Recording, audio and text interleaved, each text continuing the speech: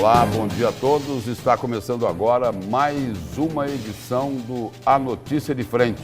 E é claro, sempre agradecendo a você pela honra da sua companhia. E aqui junto comigo na bancada do A Notícia de Frente, nesta segunda-feira, dia 7 de janeiro, o professor Lorenberg Alves e o professor Haroldo Arruda Júnior. Bom dia, professor Haroldo. Bom dia, Lúcio. Bom dia, professor Lorenberg. Bom dia, telespectador. Uma excelente semana a todos. Bom dia, professor Lorenberg. Bom dia, Lúcio Sorge. Bom dia, professor Haroldo. Bom dia, telespectador. E a gente dá o pontapé inicial aqui nessa edição da Notícia de Frente, destacando aqui o seguinte: a questão aí financeira, as dificuldades de caixa do governo, com uma declaração aí do final de semana do governador Mauro Mendes, onde ele não descarta que poderia até chegar a ocorrer um atraso aí de 30 dias nos salários.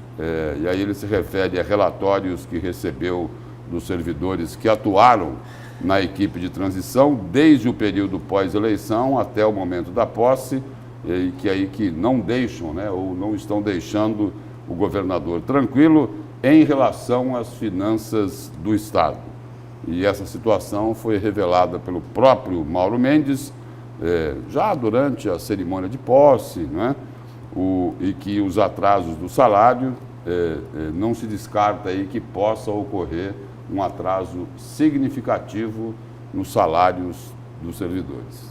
A situação é bastante preocupante, né, Lúcio? Você vê que Mauro Mendes, nessa última reunião que teve na semana passada, na quinta-feira, uma reunião de 4 horas com os novos secretários, muitos saíram sem falar com a imprensa, só Allan Kardec, salvo engano, o outro secretário que saiu.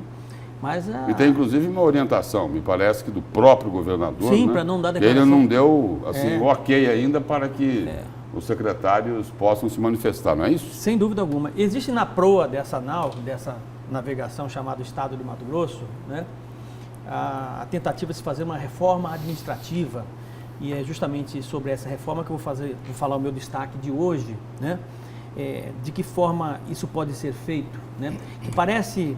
É bonito você falar em reforma administrativa, professor Lorenberg, mas não é tão fácil assim como as pessoas imaginam que seja. Que ela vai muito além da questão estrutural, de uma reforma estrutural administrativa, da estrutura administrativa do Estado. Vamos deixar então essa questão aí para depois, que é o seu destaque. E a opinião do senhor sobre essa questão, professor Lorenberg? Olha, Lúcio, de fato, as contas desequilibradas do governo está preocupando todo o governo.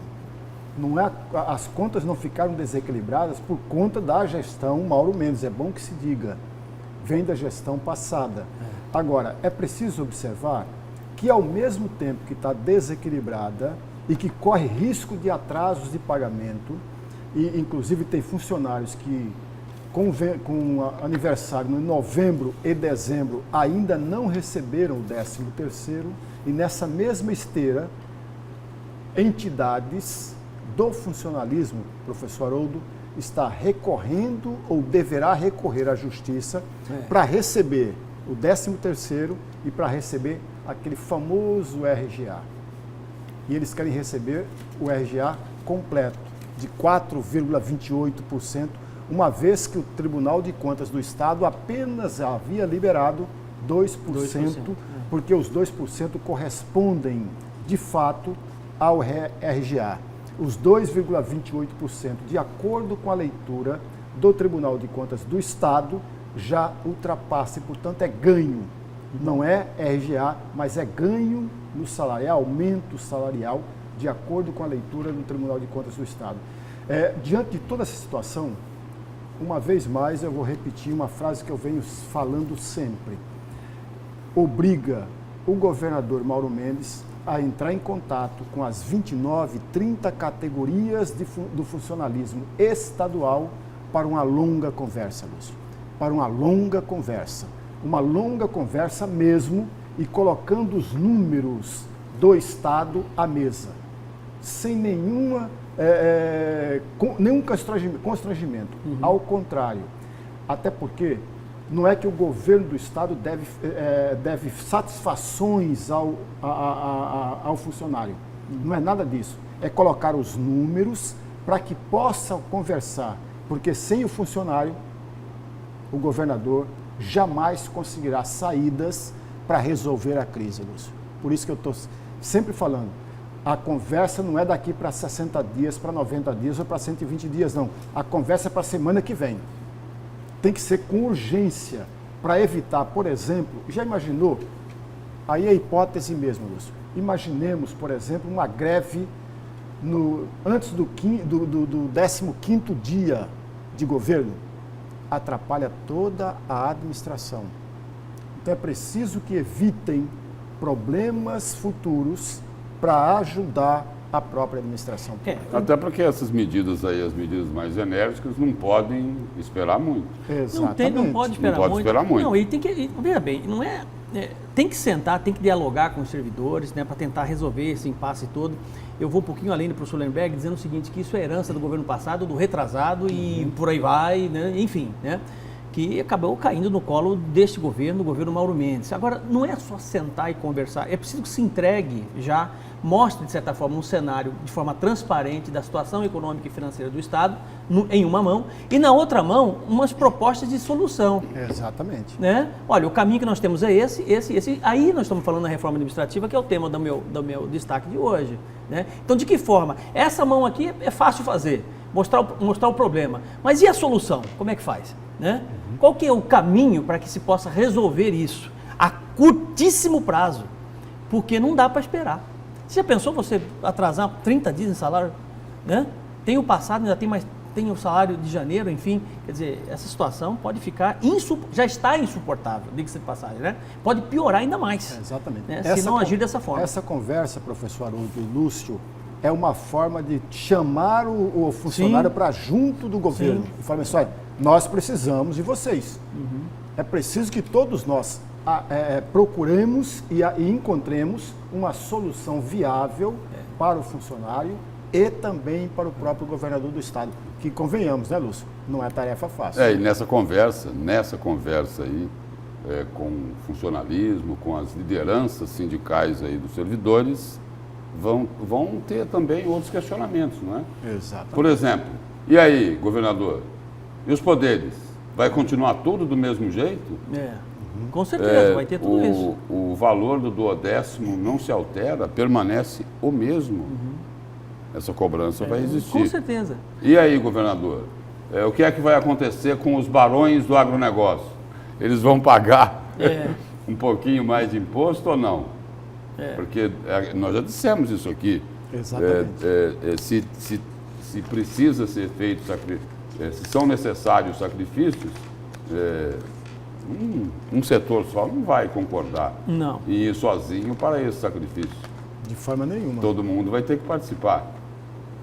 Né? Aliás, o funcionalismo do executivo sempre pagou a conta. A gente não pode aqui massacrar o funcionalismo. Pelo contrário, em tudo o arroxo se dá no executivo. E quem paga é exatamente o servidor do executivo. Ao passo que o legislativo fica numa boa, tranquilo, tem o repasse, tem o 12º suficiente. Judiciário, Ministério Público, Tribunal de Contas, todo mundo tranquilo. Fica tranquilo. O executivo é que paga a conta. Aí não dá. Por exemplo, nós vamos ter daqui a pouco aqui na Notícia de Frente alguns trechos da entrevista do novo defensor público de Mato Grosso. Ele já disse. Onde ele coloca onde ele coloca o seguinte, que o tratamento que a Defensoria Pública recebe não é o mesmo, que é destinado ao Tribunal de Contas, ao Ministério Público, ao Poder Judiciário, não é isso? À Assembleia Legislativa e a Defensoria Pública. É o primo pobre dessa história toda. É o primo pobre e atende os mais pobres. Os mais pobres. Aqueles que não têm dinheiro, não tem dinheiro para pagar advogado. Para custear um advogado. E já disse o seguinte, olha, a minha função é elevar o tom. Mas a pressão vai ser maior ainda. Lúcio, eu estou gostando desse novo presidente da Defensoria Pública, porque ele diz com toda clareza e todo momento, vou mostrar os números para o governador. Isso é bom. Ele diz que tem municípios onde tem defensoria, quem paga a conta de energia... É o defensor. Não, é o prefeito. Lúcio, isso Não, é um mas absurdo. tem lugares que vão cobrar do defensor. Ah, do defensor? Do defensor. Pô, é um absurdo, é um absurdo. É. A Defensoria Pública deveria ser tratada da mesma forma como se trata com o Ministério Público, como se trata com o Tribunal de Contas. Mas aí tem só um probleminha, professor. Tem um probleminha. O Tribunal de Contas reprova as contas dos gestores, não dos é isso? gestores. O Ministério Público entra com ação de improbidade administrativa. O Poder Judiciário tem condições de condenar os governantes. É verdade. E a Defensoria Pública não tem Não tem. esse instrumento de pressão, mas a gente vai daqui a pouco acompanhar aí alguns trechos. Mas você acha que essa transparência toda, professor Lemberg, né, que eu acho que é extremamente salutar, né, no atual cenário que se encontra o Estado de Mato Grosso, você acha que a gente consegue, por exemplo, saber quanto é que se tem hoje em caixa o Judiciário? A Defensoria, sim, né? A Defensoria. Mas, o Judiciário não. Continua com uma caixinha de surpresas, né? Pois é. Porque, lembra... Seria uma informação interessante, não seria? Importante, né, numa situação do Estado, né? Mas a transparência da Defensoria Pública vai trazer a população a refletir e a saber de fato que ele é o primo pobre Fato, tudo bem. da administração pública. Mas tem primo rico nisso, não tem? Tem muitos, Hã? Então, muitos. é aí que eu quero chegar. Porque não é no pobre que você tem que chegar. Né? Você tem que tentar fazer a coisa funcionar para quem tem mais, quem recebe mais, quem tem mais excessos, enfim. Eu acho que o caminho é esse, não tem outro caminho. Né? Você vai tirar de quem quase não tem? Bom, agora vamos para Brasília. O governo quer entregar, professor Lorenberg, a versão final da Previdência na segunda semana de fevereiro. Aí fontes do governo federal afirmam que cálculos ainda não feitos, que cálculos ainda são feitos e que os detalhes do texto ainda não foram apresentados ao presidente. E Jair Bolsonaro, só para relembrar aqui, nesta semana, ele defendeu a idade mínima de 62 anos para os homens e 57 anos para as mulheres. Caindo em tese de 65 para 62, né, para os homens. Mas isso não significa, na prática, que houve ganhos. Percebe, professor Haroldo? Não consigo. Porque em 67 2039 há uma proximidade entre o aposentado mulher e o aposentado homem. Em 2039, quando ele traz de 65 para 63... 62? Para 62, desculpa. Quando ele traz isso, de fato não há um ganho. E eu vou dizer mais um outro detalhe. A Previdência Social, Lúcio, precisa ser uma reforma? Precisa. Mas não deveria ser de imediato. Antes de tudo, deveria fazer um diagnóstico, um quadro de toda a Previdência Social. Porque nós sabemos, todas as pessoas sabem, que a Previdência não é deficitária. Nunca foi deficitária. Mas não conseguem mostrar isso. Eu concordo. O governo esconde os números de fato da Previdência Social. Porque a Previdência Social não tem apenas como fonte aquilo que é pago pela empresa e o funcionário. Mas também vem fontes de todas as loterias, vem fontes de uma série de outras coisas que o governo retira, Lúcio. O governo retira para aplicar em outras coisas do próprio governo. E ele só leva em consideração aquela fatia, a fatia da empresa, quando na verdade é muito maior do que isso. Por isso que eu estou dizendo, é preciso trazer um diagnóstico de toda a Previdência Social. Após esse diagnóstico, observar e analisar todos os setores da vida da administração pública, Lúcio, que tem direitos à aposentadoria, mexendo inclusive com os militares. Trazendo para discussão os parlamentares. Por que alguém com um mandato, 2 mandatos, tem uma aposentadoria que ultrapassa o limite que é permitido à aposentadoria privada?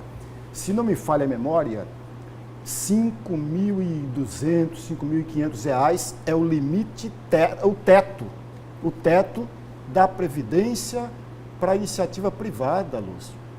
Ora, a pessoa trabalha 30 anos para chegar a ter uma possibilidade de ganhar como aposentado R$ 5.200, R$ 5.300. Além do mais, ele passou a vida toda dele tendo os problemas e as doenças virão com a sua aposentadoria. E aí o dinheiro que ele recebe, Lúcio, de aposentadoria, mal dá para ele bancar os remédios necessários para ele continuar sobrevivendo. Então tudo isso, Lúcio, tem que ser colocado à mesa para discussão. E só depois, a meu juízo, só depois, uma rediscussão. Mas o senhor sabe que não é isso que vai ocorrer, né? Não, não será. Não é isso que vai ocorrer. Não será. Não será, Lúcio. Eles estão pegando...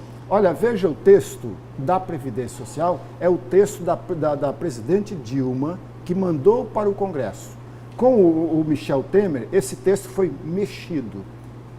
No Congresso, esse texto foi mexido 5, 6, 7 vezes para contemplar os interesses de algumas categorias dentro do Congresso Nacional.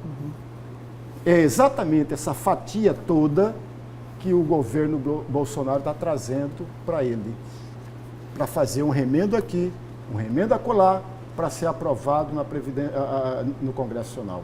Eu, particularmente, penso que é uma tarefa muito difícil. Eu volto a insistir, os novatos no Congresso Nacional vão fazer uma pressão para não aprovar a Previdência Social da forma como está sendo colocada.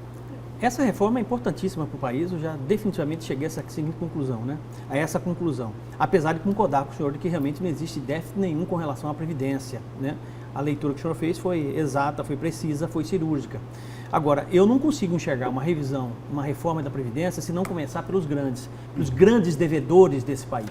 Eu já citei várias vezes, não só nesse programa, mas em outros, que existem grandes devedores, como a JBS, né? Transbrasil, Varig, enfim. Começar por eles, né? E começar, por exemplo, a própria previdência dos políticos nesse país, por exemplo, também. Tem empresas, por que não começar por essa turma toda? Tem empresa de congressistas que devem fortunas à Previdência Times Social. de futebol, por exemplo. Também. Times de futebol que devem fortunas, né? Então, se nós não pensarmos numa reforma que comece de cima para baixo nesse país, que aí você não é só uma reforma da Previdência, é uma reforma de privilégios também, diga-se de passagem, paralelamente a isso, né? Tá? Aí eu acho que é mais justo, né? Socialmente dizendo, né? Então, o caminho, eu acho que deve ser esse. E aí todo o problema, toda essa resistência em relação a essa reforma da Previdência, porque todo mundo enxerga que vai sobrar para o trabalhador. Vai sobrar para o Vai sobrar para ele. É Exa- por isso que tem tanta resistência.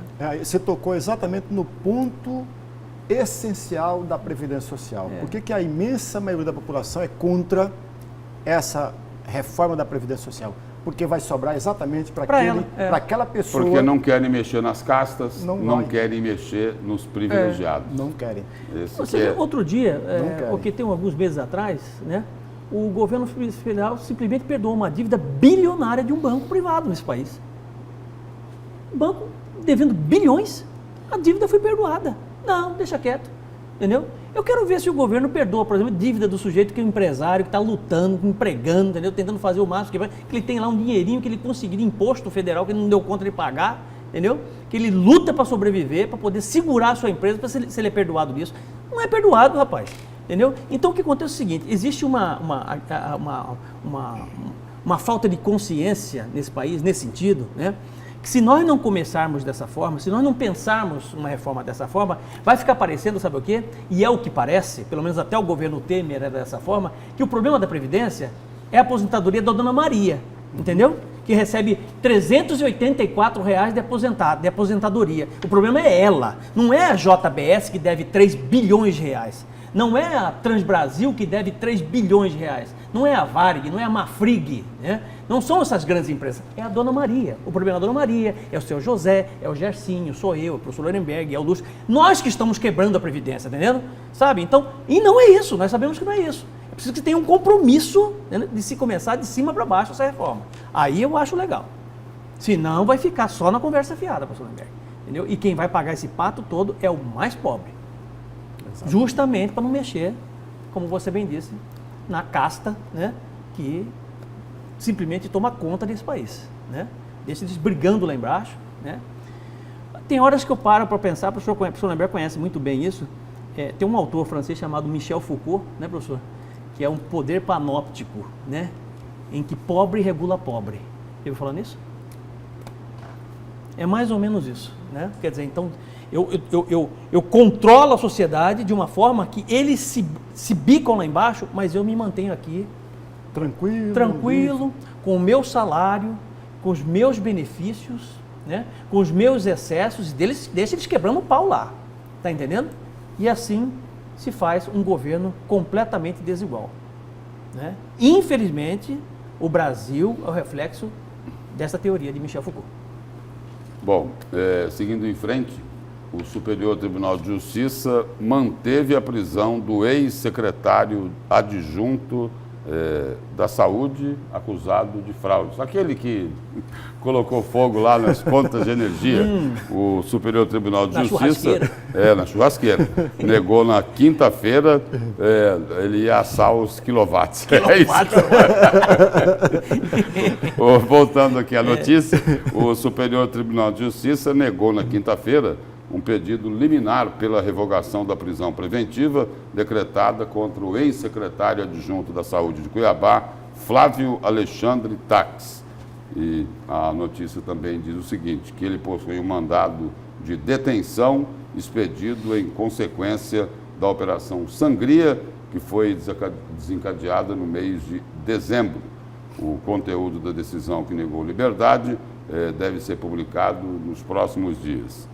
E aí, na instância inferior, o secretário adjunto também teve o pedido negado. Ele tentou estender a decisão, que revogou detenções de outras 7 pessoas citadas na Operação Sangria. Bom, mantiveram a prisão desse secretário adjunto porque ele deve ter mais coisa para falar, não é, professor? Ah, com certeza. Essas contas têm muitos números lá dentro.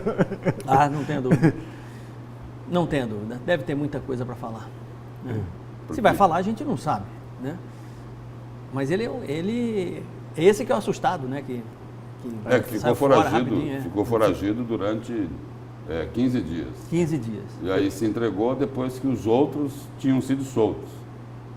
Talvez tenha imaginado que teria também a mesma condição.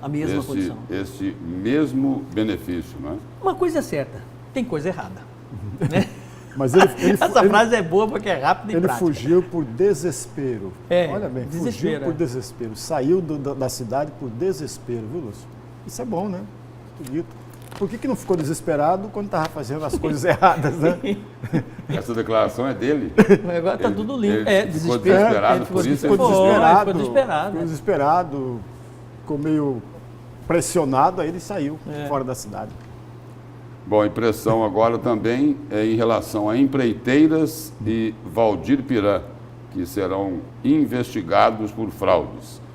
A Controladoria Geral do Estado instaurou processos para apurar a responsabilidade de empreiteiras em irregularidades na contratação e execução do programa MT Integrado nos anos de 2013 e 2014.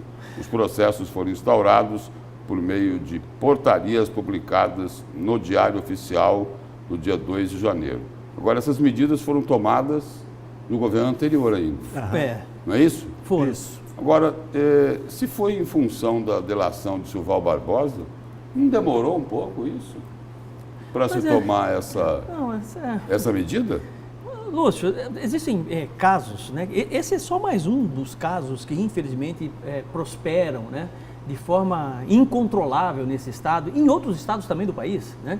Empresas que são citadas, né? Provam que ela cometeu corrupção, que ela pagou propina para agente público que seja, né? Ela continua prestando conta, professor, prestando serviço para o governo. É só a gente abrir a delação do Silval Barbosa, tem uma série de empresas ali e de empresários. Elas continuam prestando serviço como se nada tivesse acontecido. Normal.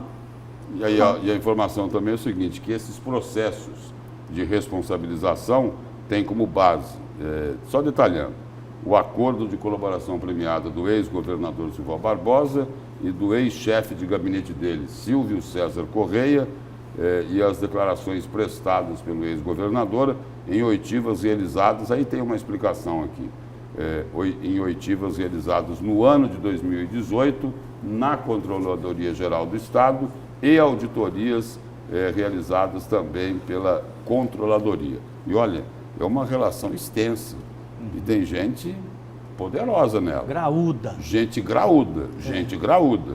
Tem a Guache Construtora Limitada, tem a Encominde Engenharia, tem a conhecidíssima Três Irmãos Engenharia Limitada, tem aqui a Agrimate, que é outra bem conhecida, né? Antiga, Agrimate Engenharia e Empreendimentos. Muitas aqui com tentáculos políticos, né? Exatamente. Né? Tem aqui a construtora Trípolo, Antiga Francisco Marino Fernandes e Companhia Limitada. Me parece que essa aqui, que tem relação lá com aquela concessão da rodovia ali de Primavera, não é? Me fale aqui qual a MT, mas uma rodovia que foi concessionada, e a denúncia aí é de Silval Barbosa, é de que essa empresa aqui teria ligações com o deputado Ondanir Bortolini, mais conhecido como Nininho. Essa tríplice... E aí teve a declaração, a revelação lá de Silval Barbosa, de que teve uma propina lá de 7 milhões de reais que foram passados em vários cheques. Né? Salvo engano, essa Trípoli Santos Poloni, um negócio desse, né? Não, essa é outra. Essa está outra? aqui também. Está aí também. Não, está aqui. Essa empresa fez... Não, é a Sanches Tripoloni. Sanches Tripoloni. Essa empresa que fez mexeu com essa duplicação daqui, Cuiabá, Rondonópolis aí, essa obra gigantesca aí, né? E essa obra aí, salvo engano, estava em andamento já pós-delação de Silval Barbosa, né? Tá entendendo? É uma obra milionária. E tem outras empresas aqui, a Camargo Campos, que foi aquela que abandonou a trincheira do Santa Rosa, né? A Pave Service, Destesa, só nomes conhecidos aqui. Tá, mas tem um detalhe também importante aí, que é o seguinte, por exemplo, existe a citação de inúmeras empresas, né? Isso numa delação, mas houve prova cabal de que realmente tudo que o Silval está dizendo é verdade nessa delação? Eu não estou aqui defendendo essas empresas, veja bem, né, tá? Porque também é o seguinte, o que existe de prova nisso tudo, né? Cabal ali, não, realmente houve, está aqui a documentação, né, tá tudo certo, está tudo errado, entendeu? Mas né? não foi... Eu também tenho receio com relação a isso. Não, professor Haroldo, mas não foi toda a delação que chegou a publicar. Nós temos acesso a uma parte só da delação. A outra parte não foi publicada, está né? em sigilo. E aí, detalhando aqui, essa relacionada aí com o deputado Nininho, os contratos no valor de mais de 1 bilhão da concessionária Morro da Mesa, que pertenceria aos filhos do deputado estadual Ondanir Bortolini Nininho, estão sendo investigados pela Controladoria Geral do Estado. A suspeita é de que a concessionária tenha cometido fraudes e feito pagamento de propinas para obter a concessão de contrato para administrar a MT 130. E aí as fraudes na licitação seriam com envolvimento de pessoas jurídicas, pagamento de propina a agentes públicos, realinhamento indevido da tarifa de pedágio e inexecução contratual. Ou seja, prometeu que ia fazer o serviço e acabou não fazendo. Suspeita, né? Deixar bem claro, é suspeita de, né? Agora, suspeita, né? Agora suspeitas gravíssimas. Sim, né, sim. A hora que a Controladoria virar e falar assim, não, extremamente graves. Não, porque concordo, gravíssima, né? Gravíssima, gravíssima. E na maioria das vezes, essas denúncias aqui, elas acabam... A própria Controladoria não faria uma... Elas acabam se comprovando, né? Exatamente. Porque se não houvesse elementos, a Controladoria não tomaria a decisão que tomou, não é? A Controladoria Geral do Estado não vai dar publicidade a uma coisa dessa, né? Até porque ela já está com certo tempo em suas mãos. Claro, concordo plenamente. Quer dizer, ela tem subsídios suficientes para fazer esse tipo de afirmação. Enfim, né? E aí a informação da Controladoria é de que a construtora Trípolo supostamente emitiu cheques pagos a título de propina ao grupo de Silval Barbosa em troca da concessão da MT-130, a Morro da Mesa. Com isso, a construtora, em tese, nos anos de 2011 a 2014, praticou algumas condutas irregulares. O prazo de exploração desse trecho lá foi estabelecido inicialmente em 28 anos, sendo que para os 3 primeiros anos foi previsto um investimento de 100 milhões para a recuperação da rodovia, e aí é onde entra aquela parte aqui da inexecução contratual. É isso? Exatamente. Prometeram investir e não investiram, além da denúncia do pagamento de propina. O professor, o seu destaque de hoje? Meu destaque, Lúcio, ontem nós falávamos de que o quadro da Câmara Federal mudou bastante. E só para que nós possamos refletir um pouco, das 513 vagas ou cadeiras da Câmara Federal, 243 serão ocupadas por novatos. 251 dos candidatos à reeleição foram reeleitos, 251. E 19 saíram para essa eleição de 2018, mas não tinha cargo em 2018.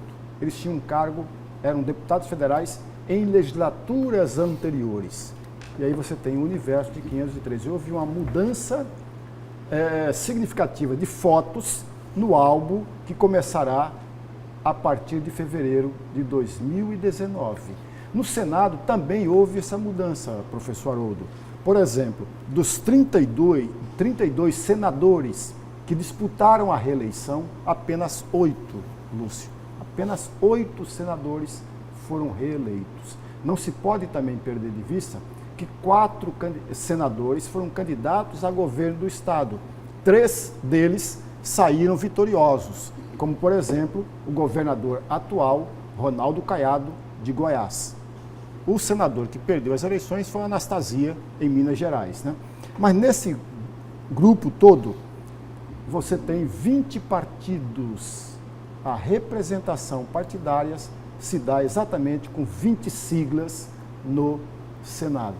E é bom a gente lembrar um detalhe que me parece muito importante. Por exemplo, a Rede tinha apenas um senador. Passará a ter, a partir de fevereiro, 5 senadores. Ou seja, elegeu mais 4 e reelegeu o seu senador também. O PSL não tinha nenhum senador, elegeu em 2018 4 senadores. E a representação feminina também caiu, de 13 para 10 a representação feminina. Mas o mais importante é que os grandes partidos perderam representação no Senado.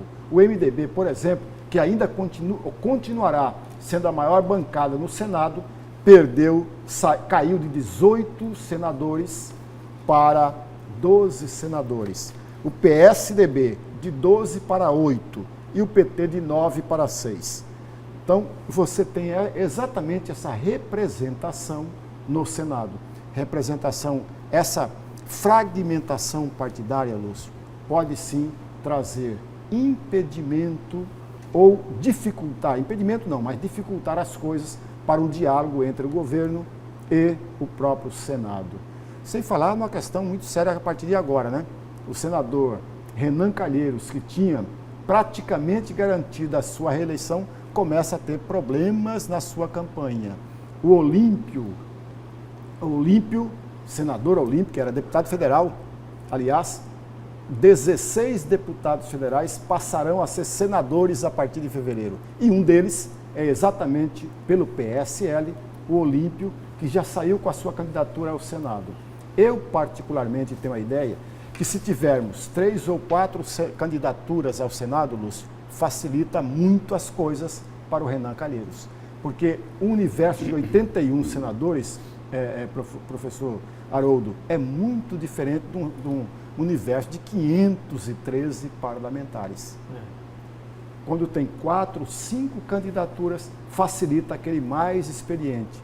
Portanto, seria muito melhor diminuir o número de candidaturas para enfrentar o Renan Calheiros. O problema é que o Olímpio não é o páreo forte para disputar a presidência do Senado contra o Renan Calheiros. Não é páreo forte. É preciso pensar numa outra possibilidade. Pensou-se na Simone Tebet, lá de Mato Grosso do Sul, que é a senadora pelo MDB, mas ela vem recusando a sua candidatura. Portanto, o retrato do Senado é exatamente esse. Professor, pelo que eu entendi, o senhor já detalhou seu destaque, é isso? Você está detalhado. Mapeado. Ok? E esse, então, é o seu destaque de hoje. Nós ficamos na pendência agora aqui do detalhamento de destaque do professor Haroldo Arruda Júnior, que vai falar sobre a reforma administrativa. A reforma administrativa. Essa tentativa e necessária reforma administrativa proposta por Mauro Mendes, após reunião com o seu secretariado.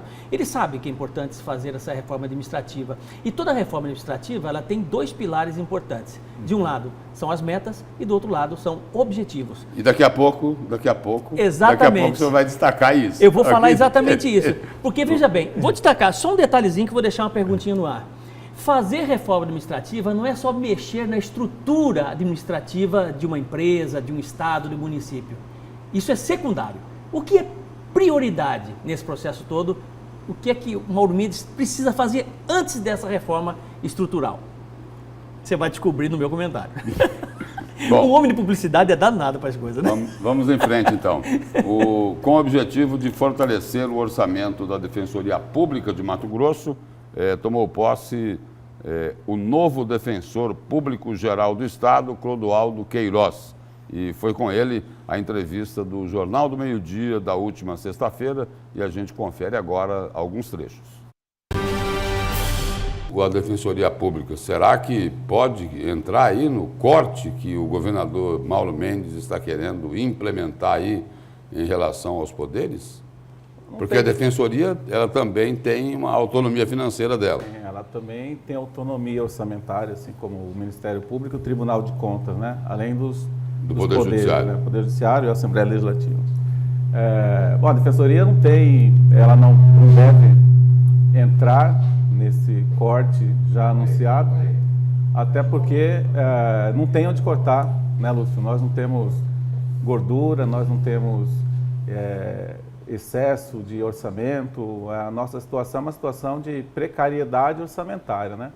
Então, os nossos números, qualquer pessoa que olhar, qualquer técnico do governo, o próprio governador, olhar e quiser localizar onde pode ser cortado, vai verificar que a gente tem pendências financeiras até hoje que não puderam ser pagas. A Defensoria Pública, só para você ter uma ideia, Lúcio, deve despesas de condomínio de um dos prédios onde a gente atua de 5, 6 anos atrás, e a Defensoria não tem dinheiro para pagar. De algum tempo atrás, 15 comarcas tiveram que ser fechadas por absoluta falta de recursos para manter essas unidades da Defensoria. Exatamente, a gente chegou a estar em 15 a mais e houve essa redução, porque, como eu disse no início, nós não tínhamos dinheiro nem para pagar o aluguel, né? Era cena comum, ainda é, o dono do imóvel que alugou para a Defensoria ir à porta da Defensoria cobrar o aluguel do defensor que está lá, e que não tem nada a ver com isso, porque o contrato não é feito com o defensor, é feito com o Estado de Mato Grosso através da Defensoria. Mas essa situação constrangedora existiu, porque nós não pagávamos sequer o aluguel. Então, a nossa situação ela é até insustentável em relação a manter a estrutura atual, né? Eu coloquei meu nome à disposição dos colegas, fui escolhido e fui nomeado já com esse propósito. Nós vamos tentar demonstrar a urgência e a necessidade em que seja incrementado o orçamento da Defensoria Pública, mas enquanto isso não acontecer, o que nos resta fazer é adequar o tamanho da instituição ao tamanho do seu orçamento. Isso que o senhor acaba de dizer será colocado ao governador Mauro Mendes para tentar sensibilizá-lo sobre esses problemas graves que a Defensoria enfrenta? Que uma das minhas principais funções como defensor público geral é justamente isso, mostrar essa realidade para o governador do estado e para a sua equipe, para os deputados estaduais. Aí faço a ressalva de que grande parte dos deputados já conhecem essa realidade, são eles que têm apoiado a Defensoria ao longo desses 20 anos que nós vamos completar. O pouco que a gente cresceu foi graças ao apoio. O orçamento da Defensoria em 2018 era de 126 milhões? Era de 126 milhões. E 2019? Continua de 126. Na verdade, essa última alteração da LOA, que foi feita agora nos últimos dias, da gestão do governador Pedro Táxi, foi mandada uma nova proposta e pelo que nós ficamos sabendo, até pela imprensa, porque isso não chegou para nós, houve uma redução de 3% na proposta da Defensoria. Mas os outros poderes estavam querendo aumentar o repasse deles? Exato, mas nessa proposta que foi encaminhada agora não aumentou de ninguém. Reduziu um pouquinho de todo mundo, 0, alguma coisa de todo mundo. E a Defensoria reduziu 3 e pouco por cento. É a que mais reduziu, por incrível que possa parecer. Quem menos tem, teve a maior redução. Mas essa proposta foi encaminhada ainda pelo governador Pedro Taques e nós estamos tratando com a Assembleia, que é quem vai definir o orçamento, e com a equipe do novo governador, a partir de agora, estamos tratando para tentar amenizar essa situação. O senhor acha que esse tipo de tratamento aí é em função de que a Defensoria Pública, diferente de Tribunal de Contas, diferente de Assembleia Legislativa, de Ministério Público, de Tribunal de Justiça, é porque a Defensoria não tem, assim, digamos, uma força política para pressionar os governantes? Passa por aí, na opinião do senhor? Existem algumas, a gente coloca algumas hipóteses, né, Lúcio? Eu e os colegas... Porque o Tribunal de Contas pode reprovar a conta do governante. O Ministério Público pode enquadrar alguém em crime de responsabilidade. O Poder Judiciário pode condenar. O que é uma conclusão lógica, Lúcio, é que essa divisão orçamentária ao longo desses anos todos, ela não é feita matematicamente. Se fosse analisar matematicamente de maneira lógica, a divisão nos favoreceria, né? Então ela não nos favorece. É pela cara do freguês. É algo nesse sentido, né? E talvez outra teoria é porque a gente trabalha com as pessoas mais pobres, talvez, que não tem muita força para reclamar. Para pressionar, para reclamar. Também, talvez, mas é que deveria ser mais atendida, né? Mas aí depende da sensibilidade do governo, que a gente espera do novo governador Mauro Mendes, essa sensibilidade que ele tem demonstrado no discurso dele. Que beleza, hein, professor Lorenberg, professor Haroldo Pois Arruda. Olha. Quem recebe menos teve a maior redução. Redução. E olha, de repente isso acontece porque a Defensoria trabalha para atender os mais pobres. Exatamente. Tem uma frase do É defensor... um absurdo isso, né? Muito. É um absurdo. Muito absurdo. É um absurdo. É. Por exemplo, eles estão em 44 comarcas e recebem 120 milhões de reais. Pois é. 3 vezes a menos do que o Tribunal de Contas do Estado. Exatamente. Pelo que eu saiba, o Tribunal de Contas não está em todos esses lugares. Não. Está? Não. Não, de forma não tá, nenhuma. Não está. É. E por que é que eles têm que receber quase 400 milhões de reais? É quase 400? Ou dá? Não, é Mas por aí, você né? deu a quase resposta 400. na entrevista. Você deu e você foi brilhante. Você deu a resposta na entrevista, você deu a resposta na pergunta. Né? Não tem poder político nenhum. Não tem pressão política nenhuma. Simples assim. E tem uma, Eu imagino que seja isso. Tem uma frase, professor Haroldo, anterior do defensor, que causa mais preocupação ainda. Qual que é? Os deputados sabem das dificuldades da Defensoria Pública. Ora, Lúcio, o orçamento, todos nós sabemos que o orçamento é caminhado para a Assembleia Legislativa.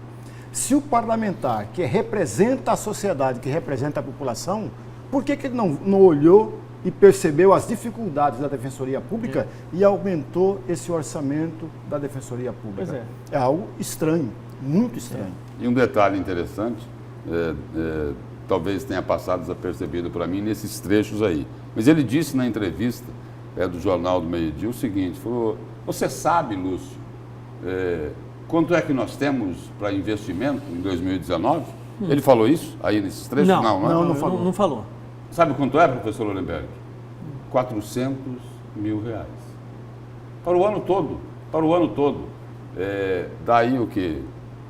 Pouca coisa mais do que 30 mil reais por mês para investimento. Para investimento. E aí, aquele problema, porque nós temos 70... E o Ministério Público tem mais de 30 milhões para investimento. Quer dizer... 30 milhões para investimento? E é um descompasso. 400 É mil. muito Um grande. descompasso É muito muito grande. grande. É muito grande. É muito grande. Eu digo isso pelo seguinte, porque o próprio defensor público, o Clodoaldo Queiroz, defensor público geral, né? Ele colocou o seguinte, que a estrutura da defensoria deveria ser aproximadamente como é a do Ministério Público.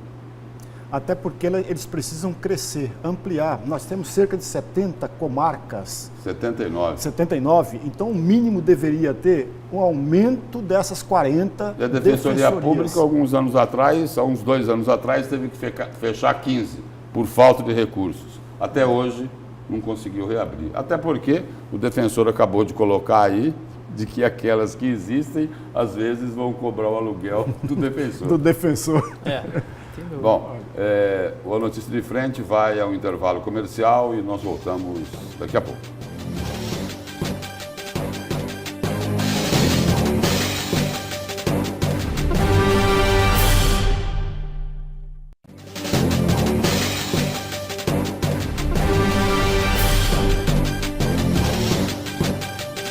Nós estamos de volta com a Notícia de Frente desta segunda-feira, indo direto aí para os cúmplices do nosso programa, professor Lorenberg.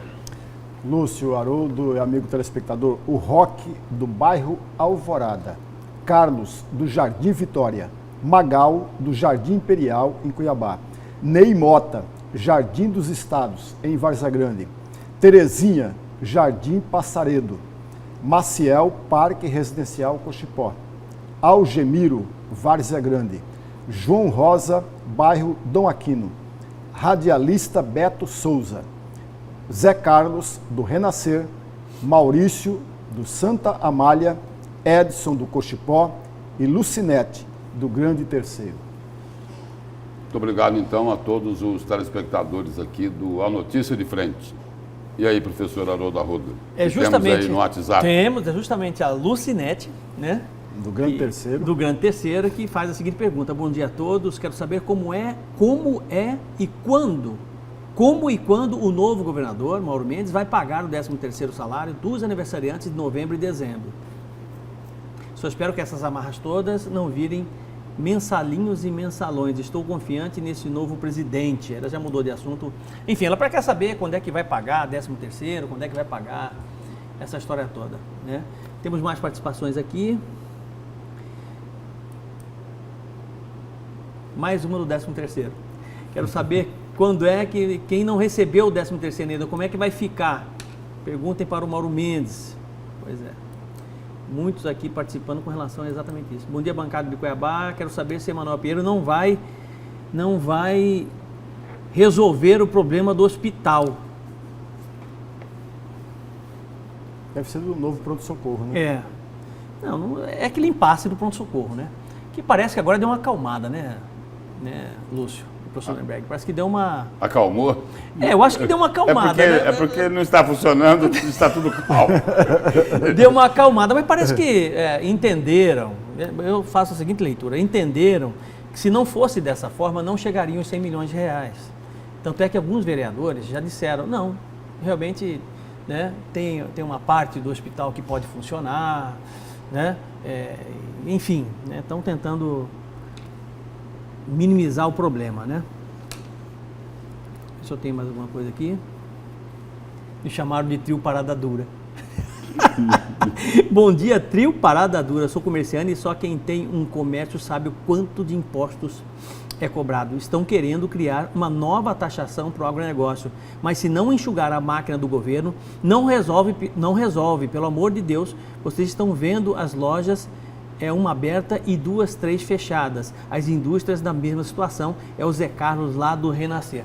Quando nós dissemos aqui, por exemplo, no programa Notícia de Frente, de que, pelo menos eu disse isso, eu acho que os dois comungaram da mesma ideia, né? De que quando o Botelho diz que é preciso taxar o agronegócio, que Jaime Campos diz que é preciso taxar o agronegócio, né? Que eles paguem mais e não fique ganhando de bastantão, como diz o senador Jaime Campos, né? E, do outro lado, você vê o presidente da ProSoja dizer o seguinte, não, tem que se enxugar a máquina pública. Os dois têm razão. Isso é muito salutar, isso é muito bom. O que precisa acontecer, eles chegarem a um ponto comum, né? A algo que realmente possa ser bom para ambos os lados. E, principalmente, quem vai ganhar com tudo isso, sem dúvida alguma, é a sociedade matogrossense, é você que está nos assistindo aí, lá de qualquer uma parte do estado do Mato Grosso. Mas que vão taxar, eu não tenho dúvida, Lúcio. Eu tenho quase 99,9% de chance e acredito que vai sim haver uma taxação do agronegócio. Vão ter que colocar a mão no bolso e comparecer ao caixa, é isso? Eu acho que sim, né? Eu acho que sim. Bom dia, senhores Lúcio e professores da Notícia de Frente. Me fala, esse governador está fazendo o que com a segurança pública? Porque policiais militares estão ainda dentro dos órgãos públicos, sentados em desvio de função, e a segurança nada.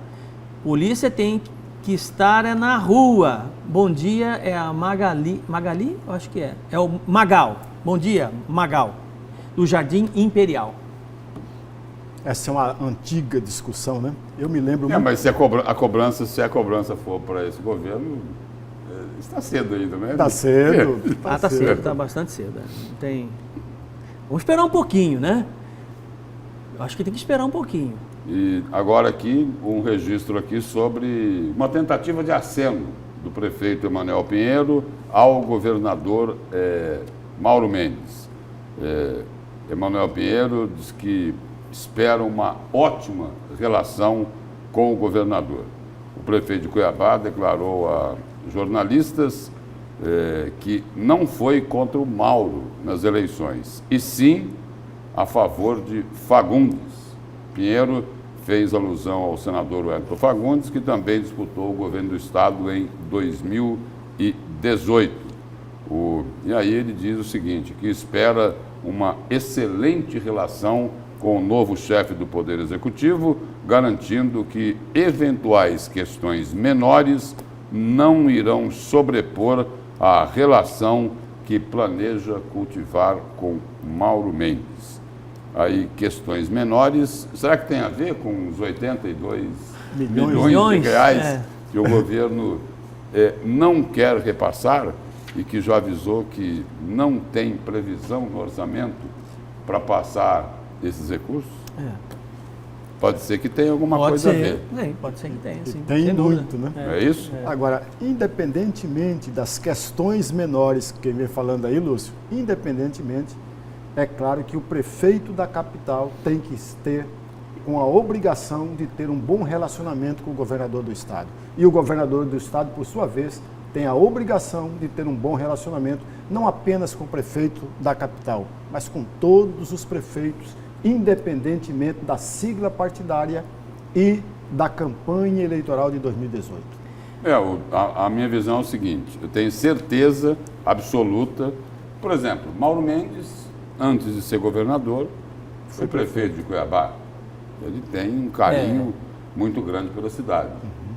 Com certeza, ele vai tratar bem Cuiabá. E tem que tratar, né? Tem que tratar. Certo. Mas existem, sem dúvida nenhuma, arestas, né? Com o prefeito Emanuel Pinheiro. Sem dúvida alguma. Mas, Lúcio, posso ler mais um só aqui, Lúcio? Pode. Tem um que está brabo aqui. Bravo? Nossa Com senhora. quem? Ele é com relação ao hospital lá, né? Hospital Municipal de Cuiabá. E ele usa um termo que eu nunca tinha ouvido na minha vida, né? Olha o termo que ele usa. Bom dia, Lúcio e os professores. Na verdade, esses vereadores teriam que visitar essas obras quando elas estão ainda na terraplanagem. E não é agora, e não vir agora mijar no couro da onça depois de morta, ele está dizendo, né? Isso nada mais é do que oposição querendo aparecer. É o Ney Mota, lá do Jardim dos Estados, em Várzea Grande, ele está dizendo aqui.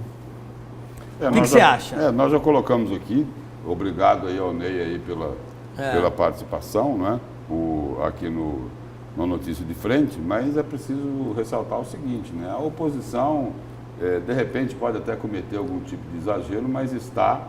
Fazendo o que é para fazer. Fazendo o papel dela. Fazendo o papel dela. O papel da oposição, de começo, cobrar. meio ou fim, mas tem que cobrar. O Poder Executivo, o governante de plantão. Essa é a função da E é o que é importante, Porque quem ganha com isso é a população, né? Professor Haroldo Arruda, o seu destaque de hoje. Pois não. Reforma administrativa de Mauro Mendes. Tudo pronto? Tudo pronto. Tudo né? pronto? Tudo pronto. E nada resolvido? Nada resolvido, né?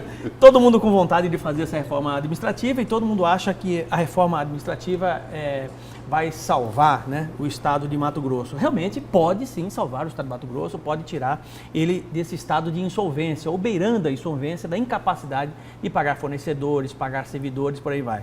Mas quando se fala em reforma administrativa, automaticamente as pessoas falam assim, poxa, vai mexer na estrutura administrativa do estado. Não é só isso. Isso é secundário, né? Você não começa uma reforma administrativa mexendo, apenas cortando secretarias, professor Lorenberg, diminuindo cargos comissionados, né? Renegociando com os poderes. Isso é importante. Mas isso é paliativo. O que é fundamental, mas fundamental mesmo, é que alguns paradigmas sejam quebrados. Você não consegue fazer. De que adianta uma reforma administrativa se você não muda a cultura organizacional, a mente, né, de secretários de Estado, de membros do governo e de servidores? Se você não mudar a mente dessa turma, com um plano de gestão muito bem estruturado, que você possa treinar e desenvolver esse pessoal, né, com foco nos objetivos e metas traçados para esta reforma administrativa, se você não fizer dessa forma, não vai conseguir chegar a lugar nenhum, né? Você não consegue convencer ninguém de que aquilo que você está querendo fazer para que o Estado saia desse estado de insolvência realmente possa acontecer. O servidor, se ele não estiver preparado para essa reforma administrativa, imagine você, um servidor que não recebeu o 13º, que já pode ser protelado o salário dele postergado para mais 30 dias. Como é que esse servidor, você acha que um servidor desse vai aceitar uma reforma administrativa, professor Lorenberg? Uma reforma estrutural do Estado? Não. Ele não vai aceitar esse tipo de coisa. Ele só vai aceitar se você apresentar para ele bons motivos, né, para que realmente essa mudança possa acontecer. Isso não acontece da noite para o dia. Uma reforma administrativa é a médio e longo prazo. É preciso treinamento, é preciso desenvolvimento, é preciso fazer um bom plano de gestão para que as pessoas possam comprar essa ideia, né? Comprar essa proposta e a partir dela, a partir dos membros do governo, ela possa ser espraiada e possa ser executada. Se não for dessa forma, não chega a lugar nenhum. Então, o primeiro passo é você dialogar, conversar, chamar os representantes, chamar o secretariado todo, mostrar na mão esquerda o problema e mostrar na mão direita a solução ou possíveis soluções e mudar culturalmente, de forma escalonada, né, paulatinamente, devagar, a cultura organizacional, a forma de se pensar o Estado, a forma de se gerir a coisa pública, que é muito diferente de se gerir a coisa privada, né? Parece que é a mesma estrutura, mas na prática acaba sendo diferente. Então, essa estrutura toda, essa mentalidade precisa mudar no Estado, né? Porque senão, o que vai acontecer? Você resolve o problema, mas você não resolve a gênese dele, professor Lorenberg. Você dá um medicamento, né? O medicamento serve tanto para salvar como para matar, né? Você dá um medicamento que, de certa forma, o que ele vai fazer? Ele vai paliativamente melhorar o estado, mas não vai resolver na raiz. Daqui a 1 ano, 2 anos, volta novamente aquele problema, tá? E entra em metástase como nós temos hoje em nosso estado do Mato Grosso, né? Uma situação dificílima, né? Que pode piorar. Pode piorar e muito. Então precisa de competência de gestão pública, né? Não é só colocar figura emblemática que tem uma ligação política com o governador, que ajudou campanha, que tem lealdade. Não é isso. É preciso conhecer, professor Lorenberg. É preciso saber fazer a gestão, né? É preciso aprender a delegar e preciso ter um bom planejamento e um bom plano de gestão. Quando eu falo em planejamento estratégico, em ações estratégicas, é isso. Porque tem que ter um guia na mão, tem que ter um guimão na mão e esse guimão, esse plano tem que ser compartilhado com a equipe de governo, com membros de governo e servidores públicos. Se ambos não tiverem de acordo nisso aí, o Estado não vai conseguir chegar a nenhum objetivo e nenhuma meta será cumprida. É simples assim.